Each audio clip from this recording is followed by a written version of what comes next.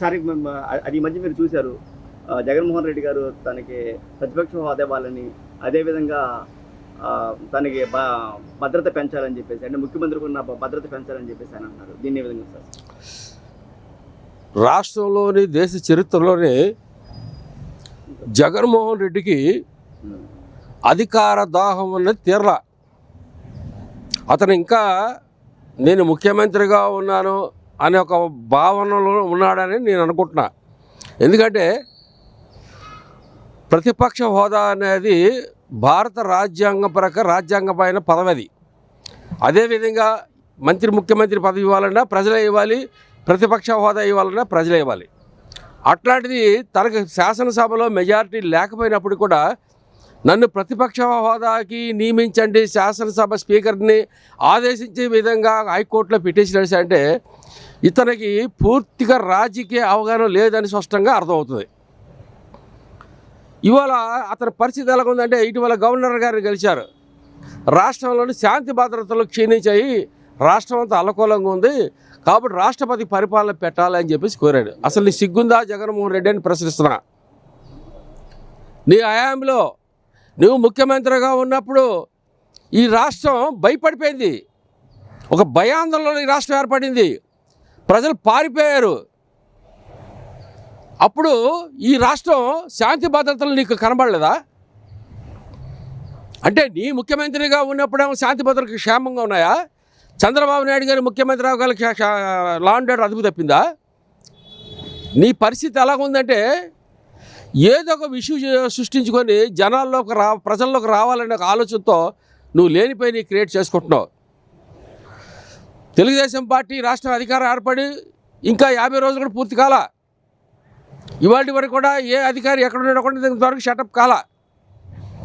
అట్లాంటి పరిస్థితుల్లో law and order క్షీణించింది, శాంతి పరిపాలన విభాగం పూర్తిగా దెబ్బతిందని గవర్నర్ తెలియజేయడం. అంటే నీ పరిస్థితి ఎలా ఉందంటే నీ అధికార దాహం కోసం గవర్నర్ని ఆదేశించండి, నన్ను ముఖ్యమంత్రిగా నియమించాడని చెప్పి హైకోర్టులోని సుప్రీంకోర్టులో వేసే పరిస్థితిలో ఉన్నావు నువ్వు ఇవాళ.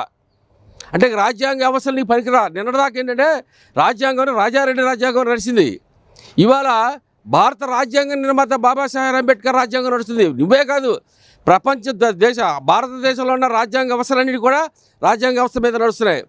కానీ ఒక్క ఆంధ్రప్రదేశ్లో మాత్రం నువ్వు రాజారెడ్డి రాజ్యాంగాన్ని అమలు చేసావు. అందుకు రాజ్యాంగం మీద నీకు విలువ తెలీదు. విలువ తెలిసిన వ్యక్తి పరిపాలన అధ్యక్షుడు, పరిపాలన అంటే ఎలా ఉంటుందో అనేది ముఖ్యమంత్రిగా పనిచేసిన చంద్రబాబు నాయుడు గారికి అనుభవం ముందు నీ వయసు లేదు. నువ్వు చంద్రబాబు నాయుడు గారి పరిపాలన చేత కాదు, ఆయన ఈ రకం చేస్తున్నాడు ఆ రకం చేస్తున్నాడు అంటావేంటయ్యా? నాకు అర్థం కాదు. అసలు నువ్వు ఏం మాట్లాడుతున్నావు? అసలు నీకు ఏమైనా జ్ఞానం ఉందా? అసలు రాజకీయ పరిజ్ఞానంతో మాట్లాడతావా? నీ అధికారం దాహం తీరక క్రియేట్ చేస్తున్నావు. ఇటీవల ఇంకో కొత్త న్యూస్, ఈయన గారు అసలు బాబాసాహెబ్ అంబేద్కర్ కొంతమంది దళిత సోదర మాజీ మంత్రులు కొంతమంది ఉన్నారులేండి, పనికి మాలిన వాళ్ళు, కేవలం వాళ్ళ పదవుల కోసం కాపాడుకోవడం కోసం తప్ప ఇతర ప్రజల క్షేమం కోరే మనుషులు కాదలు. అంబేద్కర్ 125 విగ్రహం పీడబ్ల్యూ గ్రౌండ్లో జగన్మోహన్ రెడ్డి పేరు ఎవరో అజ్ఞాత వ్యక్తి జగన్మోహన్ రెడ్డి చేసిన అరాచకాలు, ఎస్సీల మీద ఎస్టీల మీద బీసీల మీద అరాచకాలు చేసిన వ్యక్తి కడుపు మండి ఎవరు అజ్ఞాత వ్యక్తి తీశాడు.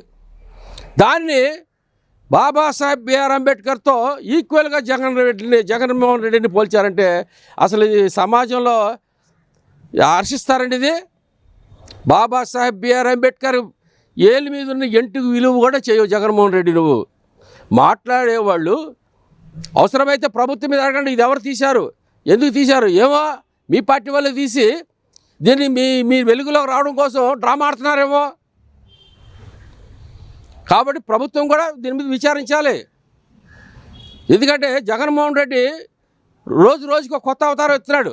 ఏదన్నా విషయం జనరల్గా ఎవరైనా వ్యక్తిగత గొడవలండి కొట్టుకున్నా, లేకపోతే వ్యక్తిగత గొడవలంటే ఎవరైనా చంపుకున్నా ఇవి తీసుకొచ్చి దానికి రాజకీయ రంగు పులిసి ప్రజల్లో ఏదో రకంగా నేను ఉన్నానని సాటించడం కోసం ముందుకు వస్తున్నాడు తప్ప కానీ ప్రజాస్వామ్య విలువలు తెలియని వ్యక్తి ఇతర, పరిపాలన విలువలు తెలియని వ్యక్తి ఇతర. నీ హయాంలో జరిగిన శాంతి భద్రత పూర్తిగా క్షీణించినాయి. మరి ఆ రోజున మీరు ఎందుకు మాట్లాడలేపారు? ఈ దళిత సోదరులందరూ కూడా ఆ రోజు అంబేద్కర్ గారిని ఎన్ని రకాలుగా అవమానించారు విగ్రహాలని. బాబాసాహెబ్ బిఆర్ అంబేద్కర్కి సంబంధించిన విదేశీ విద్యా విధానాన్ని తీసినప్పుడు మీ నోరులు ఏమని మూసుకుపోయినాయా? ఆ రోజు అంబేద్కర్ని అవమానించావు జగన్మోహన్ రెడ్డి, ఇది తప్పని మీరు ఎందుకు ప్రశ్నించలేకపోయారు? ఈరోజు ఎవడో అజ్ఞాత వ్యక్తిని ఆయన జగన్మోహన్ రెడ్డి పేరు తొలగిస్తే మీరు జగన్మోహన్ రెడ్డిని అంబేద్కర్తో పోలుస్తారా? అసలు మీకు సిగ్గుందని ప్రశ్నిస్తున్నా. ఏ అంబేద్కర్ అయితే రాజ్యాంగం రాశాడో ఆ రిజర్వేషన్లో మీరు మంత్రులు అయ్యారు, ఎమ్మెల్యేలు అయ్యారు. అది గుర్తుపెట్టుకోండి. అంతేగాని జగన్మోహన్ రెడ్డి కాదు మంత్రులు చేసింది, జగన్మోహన్ రెడ్డి కాదు ఎమ్మెల్యేలు చేసింది, రాజ్యాంగ వ్యవస్థ మిమ్మల్ని ఎమ్మెల్యే చేసిన మంత్రులు చేసింది. అది గమనంలో పెట్టుకోవాలి. అంతేగాని ఒక వ్యక్తిని తీసుకొచ్చి అంబేద్కర్తో పోల్చామంటే మీరంత పనికి మాలిన వాళ్ళు ఎవరు లేరని చెప్పేసి నేను ఇంకోసారి ఇట్లాంటి పిచ్చి పిచ్చి మాట్లాడొద్దని చెప్పేసి హెచ్చరిస్తున్నా. ఇదే విధంగా జగన్మోహన్ రెడ్డి వాదనలో ఇవాళ భద్రత గురించి మాట్లాడుతున్నాడు ఆయన. ఏమంటే ఒక మాజీ ముఖ్యమంత్రికి 980 మంది భద్రతా సిబ్బంది కావాలా? దేనికి కావాలని నీకు భద్రతా సిబ్బంది? ఎవరేమన్నా చేస్తారని భయాందోళనలో ఉన్నావా నువ్వు? ఈ రాష్ట్రం సస్యశ్యామలంగా ఉంటుంది, కానీ అరాచకాలకి ప్రోత్సహించారు చంద్రబాబు నాయుడు గారు. నీకులాగా అరాచకాలకి ప్రోత్సహించే వ్యక్తి కాదైనా. నీకు ఆల్రెడీ మాజీ ముఖ్యమంత్రిగా నీకు ఇవ్వాల్సిన భద్రత నీకు ఇచ్చారు. నువ్వు చంద్రబాబు నాయుడుతో ఈక్వల్గా పోల్చుకోవాలనుకుంటే ఎలాగా? ఇది తప్పు జగన్మోహన్ రెడ్డి. నీ ఇంటికాడ ప్రైవేట్ సెక్యూరిటీ దాదాపు 600-700 మంది ఉన్నారట. రకరకాల పత్రికలు రాస్తున్నాయి. అసలు ఏంటి నీ భద్రత ఏంటి? అంటే నువ్వు గతంలో చేసిన పాపాలన్నిటికీ భద్రత ఎవరో ఏది చేస్తారని భయాందోళన ఉండి భద్రత పెంచమని అంటున్నావా? లేకపోతే ఈ రాష్ట్రంలోని ముఖ్యమంత్రి చంద్రబాబు నాయుడు గారు ఈక్వల్గా నాకు అధికారం లేకపోయినా సరే ప్రతిపక్ష హోదాని కోర్టు ద్వారా తెచ్చుకోవాలని ప్రయత్నం చేసి ఈ సెక్యూరిటీని పెట్టుకొని ముఖ్యమంత్రిగా చలామణి అవ్వాలన్న ఆలోచనతో ఉన్నావా? నీ వాదన చూస్తుంటే అలాగే ఉంది. ఒక ప్రతిపక్ష పార్టీ పాత్రని నాకు ఆదేశించండి కోర్టుకు వేయడం, రేపు పొద్దున ముఖ్యమంత్రిగా నన్ను నియమించండి చెప్పి గవర్నర్ గారిని ఆదేశించమని చెప్పేసి హైకోర్టు సుప్రీంకోర్టులో నువ్వు పిటిషన్ వేసినా చేపడాల్సిన అవసరంలా.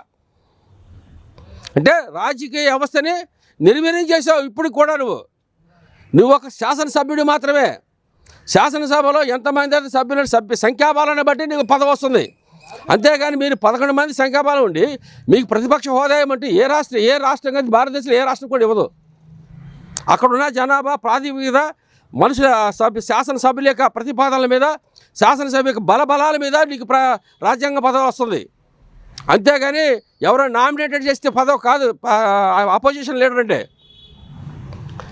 ఇవన్నీ కూడా ఏదో రకంగా ఈ రాష్ట్రంలో ఏదో ఒక ఆలోచన సృష్టి. ఎందుకంటే వైఎస్ఆర్ పార్టీ కాంగ్రెస్ పార్టీ ఏ రకంగా తయారైందంటే గతంలో ఒక పాలన మీద ఏదైనా చేయాలంటే కొన్ని సంఘటనలు క్రియేట్ చేసేవాళ్ళు, పబ్లిక్లో ఆందోళన చేయడం చేసేవాళ్ళు. అట్లాగే వాళ్ళ నాన్న చేశాడు ఆ విధంగా వైఎస్ఆర్ ఈయన మన రాజశేఖర రెడ్డి గారు. ఆయన పందాలోనే ఇవాళ ఆంధ్రప్రదేశ్లో కూడా ఏదో రక విషయంగా ఏ మూల ఏ సంఘటన జరుగుతుంది, ఏ మూల ఏ సంఘటన చనిపోయారు, ఏ మూల ఎవడు ఇల్లు పగలగొట్టారు. చివరికి ఈయన పరిస్థితి ఎలా ఉందంటే నగరపాలక సంస్థ వాళ్ళ ఎంకరేజ్మెంట్ వాళ్ళు కూడా రోడ్డు మీద అడ్డం వస్తే తీసేస్తే కూడా ఇది కూడా రాజకీయ కుట్రతో తీశారు అని దాన్ని ఒక బేస్ చేసుకొని ఆందోళన చేసే పరిస్థితి జగన్మోహన్ రెడ్డి అనుకున్నారు. కానీ ఈయనకి రాజ్యాంగ విలువల మీద పద్ధతి లేదు, రాజ్యాంగం మీద మాట్లాడే హక్కు లేదు. ఎందుకంటే తన ముఖ్యమంత్రిగా ఉన్నప్పుడు జరిగిన శాంతి భద్రతలు ఈ భాగం పూర్తిగా సర్వనాశనం చేశారు. కొంతమంది పోలీసు అధికారులని నీ చెప్పి చేతుల్లో పెట్టుకొని ఇవాళ అదే పోలీసు అధికారులు ఇవాళ నానా తిప్పలు పడుతున్నారు. ఇవాళ ఐఏఎస్లు కానీ ఐపీఎస్లు కానీ వాళ్ళ అడ్మినిస్ట్రేషన్ పాలన వాళ్ళకున్న నిబంధనలు అధిగమించి ఒక ముఖ్యమంత్రి చెప్పిన మాటలు విని ఇవాళ చాలా ఇబ్బందులు పడిపోతున్నారు. అన్నమాట విని స్వామి భక్తి ప్రదర్శించారు ఇవాళ ఒకప్పుడు. ఇవాళ ఆ స్వామి భక్తి వీళ్ళకి శత్రువైంది. ఇవాళ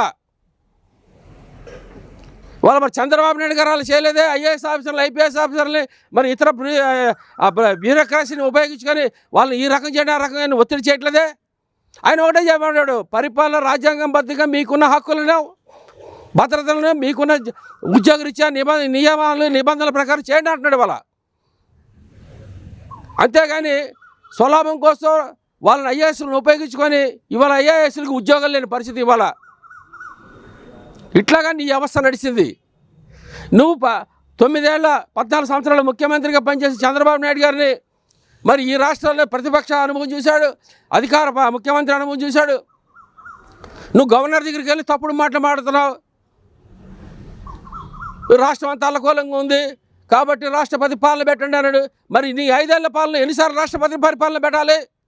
ఏ రోజైనా చంద్రబాబు నాయుడు గారు గవర్నర్ గారి దగ్గరికి వెళ్ళారు, ఏమంటే గవర్నర్ గారు అతను ఏకపక్షంగా వెళ్తున్నాడు, ఇతని పద్ధతులు బాగోలేదు, ఇతని పరిపాలన విధానంలో చేత కాదు, ఇతని పరిపాలన సక్రమం చేయమని సలహా చెప్పి ఆ గవర్నర్ ద్వారా ప్రభుత్వాన్ని కోరాడు తప్ప కానీ ఇతను అన్ని రకాలుగా అన్నింటిలో విఫలమయ్యాడు కాబట్టి ఇక్కడ రాష్ట్రపతి పాలన పెట్టండి అని చెప్పేసి చంద్రబాబు నాయుడు గారు గవర్నర్ని కోరలా ఆ రోజు. ఇవాళ 50 రోజులు కూడా అవ్వలేదు, అప్పుడే గవర్నర్ దగ్గరికి వెళ్ళడం కొంతమంది బ్యాచ్ వెనకాలేసుకొని ఏదో ఇవాళ ఒక మంత్రి మాట్లాడుతున్నాడు, మీరు 5 ఏళ్ళు కళ్ళు మూసుకొని అధికారం మంది అంటున్నాడు. ఆయన ఏంటి మూసుకునేది? మీరు 5 ఏళ్ళలో చేసిన కళ్ళు మూసుకొని 5 ఏళ్ళు పరిపాలన చేశారు. ఈ రాష్ట్రం కళ్ళు మూసుకొని ఉంది 5 ఏళ్ళలో. మీరు ఎక్కడ ప్రజలు అక్కడ భయాందోళనలు పడిపోయారు, రాష్ట్రంలో కళ్ళు మూసుకున్నారు ప్రజలందరూ కూడా. 2024లో ఆ కళ్ళు తెరిచి మిమ్మల్ని తరుముకుని కొట్టారు. ఇవాళ మీరు ఇక కళ్ళ కనబడకండి. జగన్మోహన్ రెడ్డి అనుకో బ్యాచ్ మీకు ఎప్పుడు కూడా ప్రజలు నమ్మరు, ప్రజలు మిమ్మల్ని విశ్వసించరు, మీ పాలన మీద మీకు సఖ్యత లేదు. పాలన అంటే ఏంటన్నది చంద్రబాబు నాయుడు గారే. అందుకు ప్రజాస్వామ్యం విలువలు కాపాడవలసిన బాధ్యత ప్రజలది. ఆ నిర్ణయేతలే చంద్రబాబు నాయుడు గారికి పట్టం కట్టారు. అంతేగాని నీ ఇష్టం వచ్చినట్టు చేయడం కాదు. నువ్వు లేనిపోయినా అని చెప్పేసి రాష్ట్ర ప్రభుత్వం మీద, రాష్ట్ర ముఖ్య అధినేతల మీద తప్పుడు ప్రచారాలు చేయడం, నీ బ్యాండ్ మేళం బ్యాచ్లో తప్పుడు మాటలు మాట్లాడడం కాదు. ప్రజలు ఎవరు కూడా నీ మాటలు నమ్మే పరిస్థితులు లేరు, నీ యొక్క చెప్పుడు మాటలు వినే పరిస్థితులు లేరు. నువ్వు ఎన్ని డ్రామాలు వేసినా, రాష్ట్రంలో ఏ సంఘటన జరిగినా ప్రతిదానికి రాజకీయ రంగు పులిమి ఏదో రకంగా అల్లరి చేయాలని ప్రయత్నం చేసినా నిన్ను ప్రజలు నమ్మే పరిస్థితులు లేరు. జగన్మోహన్ రెడ్డి నువ్వు కానీ నీ అంటుకో కానీ నీ పార్టీని డెవలప్ చేసుకోవడానికి ప్రయత్నం చేసుకో. ఎదట వాళ్ళ మీద బురద జల్లే కార్యక్రమం చేసావు అనుకో, రేపు ఆ 11 సీట్లు కూడా నీకు ప్రజలు ఇవ్వరు. ఈ రాష్ట్రం ప్రజలు ఒక ఆలోచనతో విజ్ఞతతో ఉన్న వ్యక్తులు, వాళ్ళు ఎవరికి వేయాలి, ఎవరిని దించాలి, ఎవరిని అందరం ఎక్కించాలో ప్రజలు నిర్ణయిస్తారు. నువ్వు ఇచ్చేది కాదు, నేను ఇచ్చేది కాదు. అది గుర్తుపెట్టుకో. నీ ఇష్టం వచ్చినట్టుగా ప్రవర్తిస్తే ప్రజలు చూస్తూ ఊరుకుంటారనుకుంటున్నావా? నీ రాజకీయ భవిష్యత్తు కోసం, నీ రాజకీయ ఉనికిని కాపాడుకోవడం కోసం లేనిపోయి జరిగినవి ఉన్నట్టుగా ఉన్నాయి లేనట్టుగా చూపిస్తే ప్రజలు నమ్ముతారనుకుంటావా? ఇప్పుడు కానీ నోరు అదుపులో పెట్టుకో. జగన్మోహన్ రెడ్డి అనుకో. ఎక్కడో అంబేద్కర్ దాన్ని తీసుకొస్తే నువ్వు జగన్మోహన్ రెడ్డి అంబేద్కర్తో పోల్చారంటే అసలు ఇంతకంటే నవ్వుల పాలు సిగ్గుచేట ఏదైనా ఉందంటే అసలు అంబేద్కర్ ఎక్కడ, జగన్మోహన్ రెడ్డి ఎక్కడండి? ఇదే రాజకీయం. చివరి అంబేద్కర్ని కూడా రాజకీయం చేస్తావా నువ్వు? అసలు నీకు సిగ్గు మానవం ఉందా అంటున్నా? అసలు మానవత్వం ఉందా నీకు అని అడుగుతున్నా. నువ్వు కానీ నీ అంటుకో కానీ ప్రజలు చూస్తూ ఊరుకారు. ఇక ముందే సార్ నోరు అదుపులో పెట్టుకొని మాట్లాడాలని చెప్పేసి